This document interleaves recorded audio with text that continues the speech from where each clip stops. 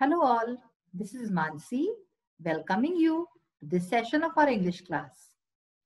आज आपण तुमचा जो चॅप्टर आहे द नेकलेस, ह्या चॅप्टरचा जो लास्ट पार्ट आहे, म्हणजे ह्याच्या जे कहाणीत शेवटी काय होतं, आज आपण हे बघूया. आपण आतापर्यंत बघितलं की कसं मॅथिल्डे जी की खूप सुंदर एक मुलगी होती, ती खूप महत्वाकांक्षी होती, पण ती खूप दुखी राहायची. तिच्याजवळ जे होतं त्याच्यात तिने कधी संतुष्टी नाही मानली आणि तिला खूप हवं हवंसं होतं. तिचं लग्न सुद्धा एका खूप साधारण माणसाशी होतं, पण तिला खूप चांगलं दिसायचं, नवीन कपड्यांचं, नवीन दागदागिन्यांचा शौक तिला कुठं कुठे घेऊन जातो. आणि जेव्हा ती उधार घेते दागिना आपल्या मैत्रिणीकडनं आणि मग तो हरवून जातो, आणि मग कसं कसं ती आपल्या जीवनात किती दुःख आणि कष्ट सहते.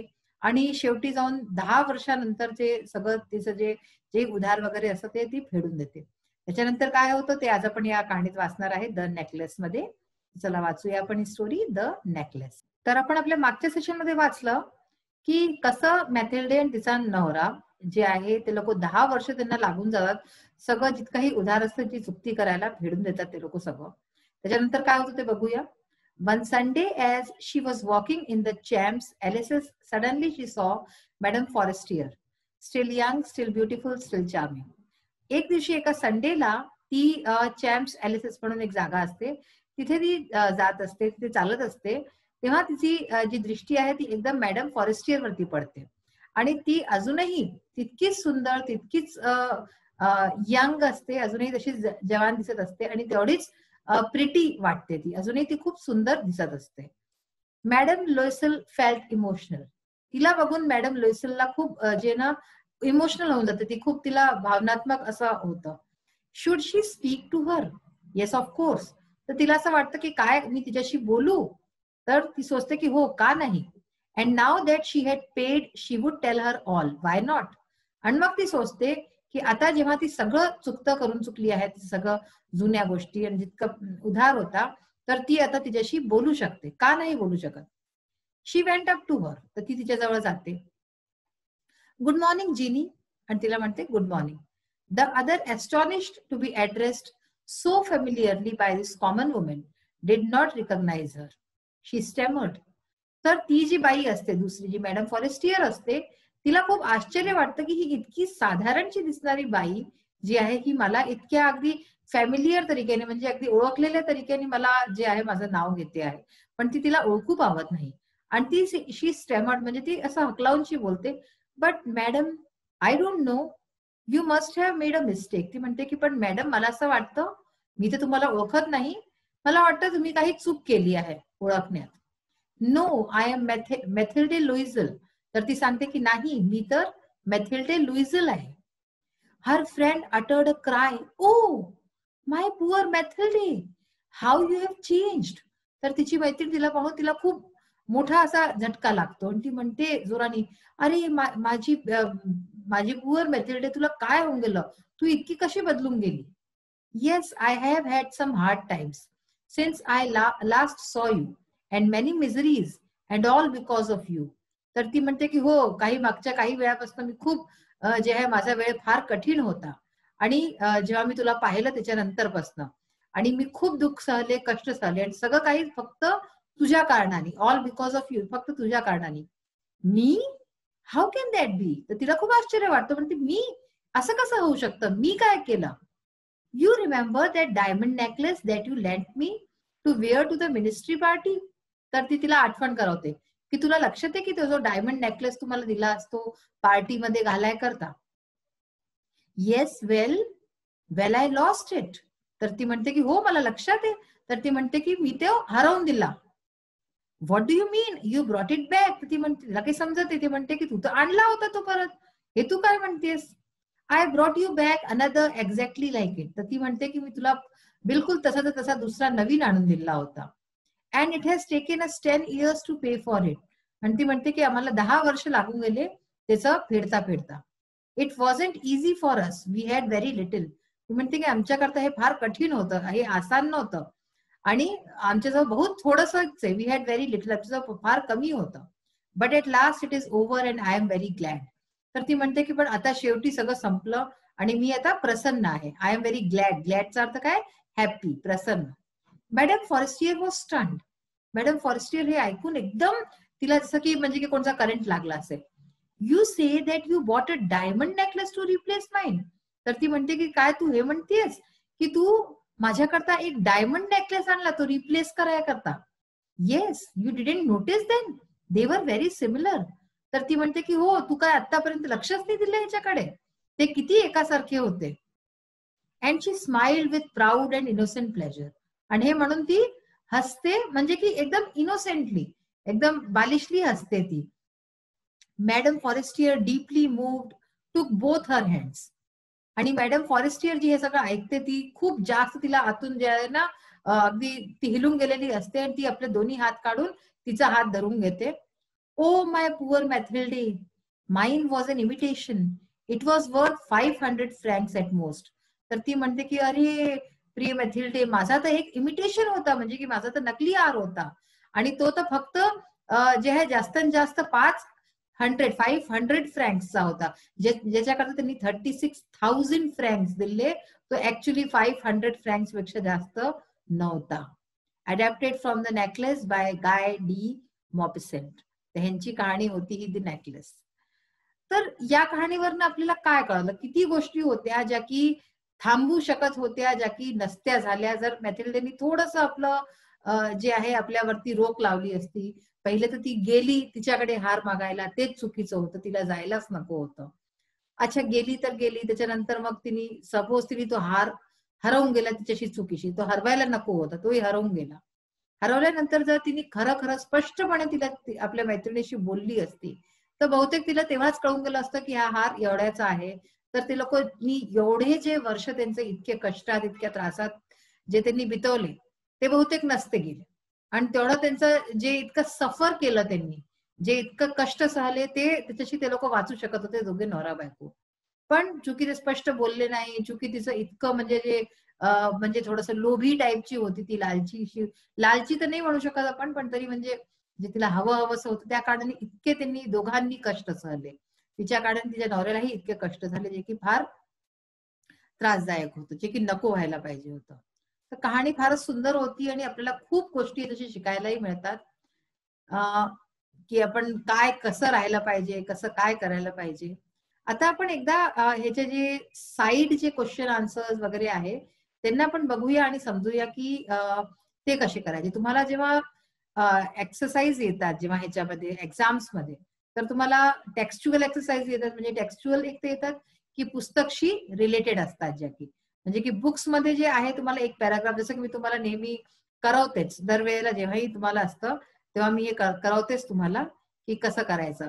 त्याच्या शिवाय त्याच्यात काय असतं की एक पॅराग्राफ दोन दिला जातो आणि त्याच्यात म्हटलं जातं की हे तुम्ही जे आहे ह्याला सॉल्व्ह करा. तर ते सॉल्व्ह करायचं कसं ते म्हणजे की आपण बघतोच नेहमी. हे बघा, हे आता फर्स्ट पार्ट पासून आपण सुरुवात करू. हे आहे क्वेश्चन आहे, why was Mathilde married to a minor official. मॅथिल्डेचं लग्न एक मायनर ऑफिशियलशी का झालं होतं. तर Mathilde was married to a minor official because, पहा इथे या फर्स्ट पॅराग्राफ मध्ये त्याचा आन्सर आहे, because she was born into a family of clerks. कारण की ती एक फॅमिली ऑफ क्लर्क्स मध्ये तिचा जन्म झाला होता, म्हणून तिचं लग्न जे आहे ते एका साधारण परिवारातच झालं होतं. सेकंड क्वेश्चन जर आपण बघू त्याच्यात काय लिहिलंय, why did Mathilde weep with misery after visiting her schoolmate. आपल्या स्कूलमेटची, शाळेच्या मैत्रिणीशी भेटून मॅथिल्डे का रडत होती दुःखाने. तर काय असेल याचा आन्सर बघा, इथे लिहिलं आहे काही. She had a rich friend, a former schoolmate at the convent whom she avoided visiting because afterwards she would weep with regret, despair and misery. तर ह्याचं काय आन्सर होईल. तर मॅथिल्डे वेप्ट विथ, इथे डिड आहे म्हणून वेप्ट येऊन जाईल, with misery after visiting a schoolmate because she was a rich friend, because her friend was very rich. ठीक आहे ना, कारण की ती खूप श्रीमंत होती म्हणून ती रडत होती, म्हणून तिला चांगलं नव्हतं वाटत. What did the envelope hold. Envelope जो तिचा नवरा आणतो त्याच्यामध्ये काय असतं. तर बघा त्याच्यात काय लिहिलंय, द एनव्हलप होल्ड, बघा इथे हेचा आन्सर आहे the paper and Drew out a card on, म्हणजे की एक इन्व्हिटेशन कार्ड. त्याच्यात तुम्ही आन्सर लिहायला the envelope hold and invitation card. तर हे ह्याचा आन्सर होईल. तर अशाच प्रकारे अनेक जे पुढचे आहेत ते आपण आपल्या पुढच्या सेशन मध्ये बघू की क्वेश्चन आन्सर्स वगैरे याचे कसे सॉल्व्ह केले जातील. बघा तुमच्या इंग्लिश वर्कशॉप मधनं आता आपण पाहतोय, right what you think about the following thoughts and actions of Mathilde. तुम्हाला काय वाटतं हे जे थॉट्स आणि ऍक्शन्स, मॅथिल्डेचे जे विचार होते आणि जे तिने केलं त्याच्या बाबतीत आपल्याला तिचं सांगायचंय. असा सेम एक्सरसाइज आपण पार्ट 1 मध्ये सुद्धा केलेला आहे, तसाच आहे हा. Mathilde was shocked, despaired over the loss of her necklace. जे तिचं नेकलेस हरवून गेला असतो त्याच्यावरती ती खूप जास्त शॉक होऊन जाते आणि खूप जास्त डिस्पेअर्ड म्हणजे की दुखी होऊन जाते. I think her reaction to the loss of a necklace was natural. तर हे नॅचरल होतं. जर आपली वस्तूच हरवते तर आपल्याला खूप वाईट वाटतं, दुःख वाटतं, आणि हे तर तिने दुसऱ्याचं आणलं होतं. But she herself was responsible for the tragedy. पण ती स्वतः या गोष्टी करता जिम्मेदार असते. Her stubborn behaviour is to be blamed for the loss. तिचा जो बिहेवियर होता, जे तिने सगळं केलं आतापर्यंतच्या तिच्या ह्याच्यात, त्याच्या कारणानेच हा लॉस तिचा झाला. Mathilde wrote a note to her friend as dictated by her husband. मॅथिल्डेने एक नोट लिहिला, पत्र लिहिलं आपल्या मैत्रिणीला तिच्या हजबंडने जसं सांगितलं. मॅथिल्डे needed some more time to search the necklace and was compelled to write the false letter to her friend. तिला असं करावं लागलं कारण की तिला वेळ हवा होता आणि जास्त तो नेकलेस शोधाय करता हरवलेला. However, it was immoral and ridiculous. हालाकी हे जे काम केलं तिने हे बिलकुलच अनैतिक होतं आणि चुकीचं होतं. Mathilde and her husband decided to replace the necklace. ती आणि तिच्या नवऱ्यानी डिसाइड केलं की ते नेकलेस ते रिप्लेस करतील, म्हणजे की त्याच्या जागी दुसरा नेकलेस देतील. Their decision was immature and insincere. त्यांनी हा जो डिसिजन घेतला तो फारच इमॅच्युअर, चाइल्डिश होता, म्हणजे की हा त्यांना नको घ्यायला हवा होता.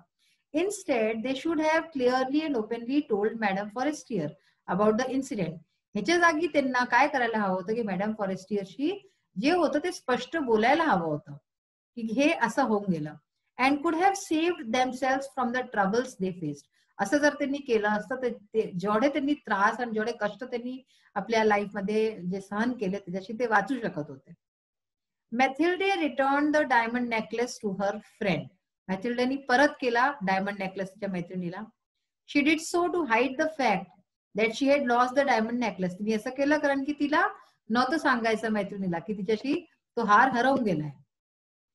हर negligence made her to make one more wrong. आणि तिचा जो नेग्लिजन्स होता म्हणजे जो त्यांनी केअरलेसनेस दाखवला होता त्याच्यानंतर तिने एक आणखी ही चूक केली असते, तो हार तिला देऊन.